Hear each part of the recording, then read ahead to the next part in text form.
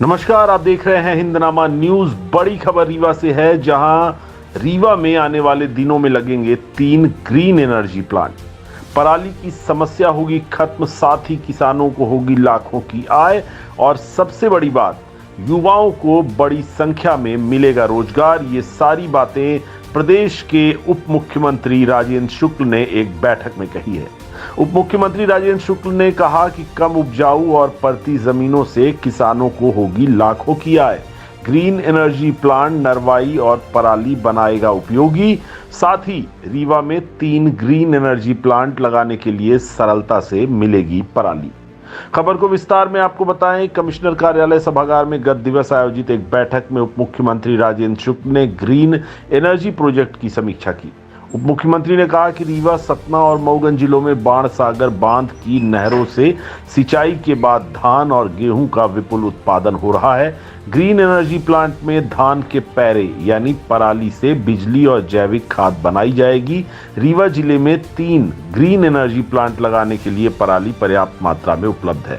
गुड़ में प्रस्तावित ग्रीन एनर्जी प्लांट का कार्य तत्काल शुरू करें। इस प्लांट के लिए कच्चा माल यानी पराली और कम उपजाऊ क्षेत्र में नेवियर घास उगाकर आसानी से उपलब्ध हो जाएगा। ग्रीन एनर्जी प्लांट स्थापित होने से किसानों की कम उपजाऊ और परती जमीनों से भी लाखों की आय होगी।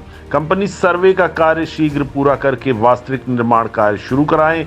इस प्लांट की स्थापना से जिले में नरवाई जलाने और पराली की समस्या का भी समाधान होगा।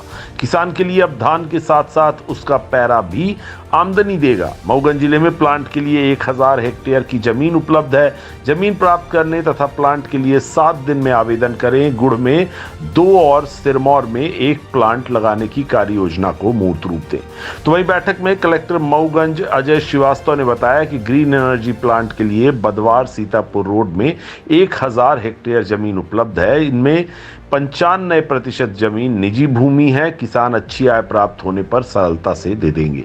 किसानों से अनुबंध के आधार पर जमीनें मिल जाएंगी। बैठक में कलेक्टर रीवा प्रतिभा पाल ने बताया कि 3 प्लांट लगाने के लिए पर्याप्त पराली उपलब्ध है। गेहूं के फसल अवशेष तथा वनों से प्राप्त अनुपयोगी पौधों का भी ग्रीन एनर्जी प्लांट में उपयोग किया जा सकता है। गुड़ प्लांट को सीधी जिले के धान उत्पादक चुरहट और रामपुर नैकिन क्षेत्र के रीवा से जुड़े हुए गांव में भी पराली मिल जाएगी। कलेक्टर सतना अनुराग वर्मा ने बताया कि नागौद में ग्रीन एनर्जी प्लांट का कार्य जारी है।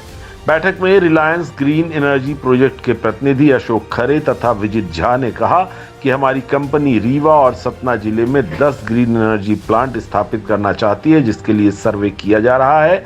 इस प्लांट में कच्चे माल के रूप में गेहूं और धान के फसल के अवशेष पराली का उपयोग किया जाएगा। एक प्लांट के लिए 22,000 मैट्रिक टन पराली की आवश्यकता होगी। पराली के साथ परती तथा अनुपयोगी जमीन पर आसानी से उगने वाली नेपियर घास का भी कच्चे माल के रूप में उपयोग किया जाएगा।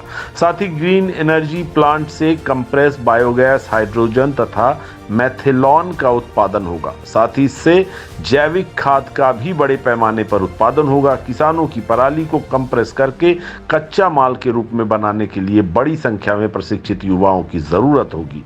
इससे रोजगार का सृजन होगा। किसानों की परती और कम उपजाऊ जमीन भी अच्छा लाभ देगी। किसानों से अनुबंध के आधार पर नेपियर घास की खेती कराई जाएगी। ग्रीन एनर्जी प्लांट ऊर्जा उत्पादन के साथ किसानों की तकदीर भी बदल देगा।